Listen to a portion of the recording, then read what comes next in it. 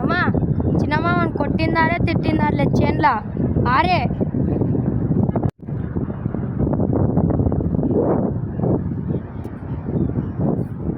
అవురా